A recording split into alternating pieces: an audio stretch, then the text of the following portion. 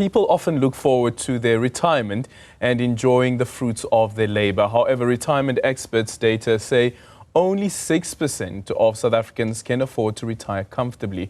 Business reporter Ntokozo Khumalo spoke to a retired army veteran and a young professional about just how difficult it is to plan for their golden years. Only 6 in every 100 people in South Africa will be able to retire comfortably, according to a report by investment specialists at 10X. However, a financial advisor says it's not because people are not trying to plan for their future, but because of the high cost of living in recent years. Sometimes it's difficult to think of the future when you just need to make it out of a situation that you are in now. And we do know that majority of South Africans do not live comfortably in our country. Moneng Mashego is a retired South African army colonel who spent most of his life serving the country internationally before retiring in 2011. But what was supposed to be his golden years did not last long. Sitting home was so boring because one is not necessarily accustomed to just sitting and doing nothing and so on. I still had my strength. Even now I feel I can just go back and work. I can still go back and run the mountains if they want me to do so. Mashego agrees with Tahane that the rising cost of living makes planning for a comfortable retirement challenging. This is why he went back to work in the South African National Defence Force. When he retired for a second time in 2016, he opened a restaurant to supplement his pension. But his business was one of the casualties of the COVID-19 pandemic in 2020, which left a trail of destruction with 2 million people unemployed amid a slew of business closures.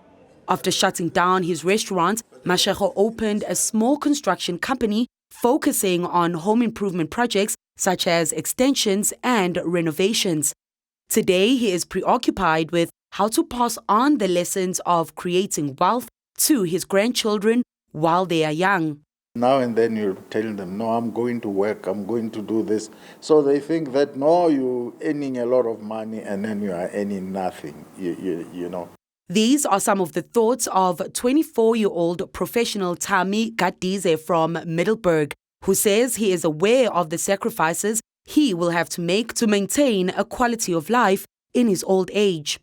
I am planning to work longer because even the current state to your pension fund towards the end, if you stay with one organization, the peaks gets to be they get to accumulate actually better results at the end. Despite his plans, Gadize, a training coordinator at Blinkwater Mills in Mpumalanga, concedes that it takes work to plan properly for his financial future. He hopes that finding additional income streams as his career grows will help him meet his financial goals faster. I am also part of the South African National Blood Service Board, which is an additional thing for me, as well as trying other areas and keep opponents. Financial experts such as Tahane say this is the right attitude South Africans should adopt when they chart out the kind of life they hope to have at retirement. It's all about unlocking financial freedom. That's essentially what retirement is, being able to earn, not to earn a living, but being able to live, right? Whilst you are not exchanging your time for an earning. So I think maybe changing the attitude towards retirement and thinking of it as something that is when you want to be financially free. On Wednesday, the Institute for Retirement Funds Africa gave some insights into the state of the retirement industry. Executive Committee member Enos Ngutjane highlighted that while the retirement industry in South Africa is stable, it is time to look into how the industry can ensure people working in the informal sectors also have a pension. We don't have it here in South Africa, right?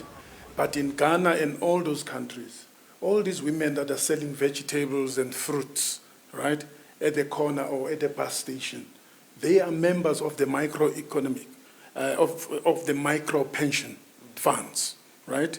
On a particular day, she might have earned $30 or something like that. Then she decides, can I put $5 into my pension?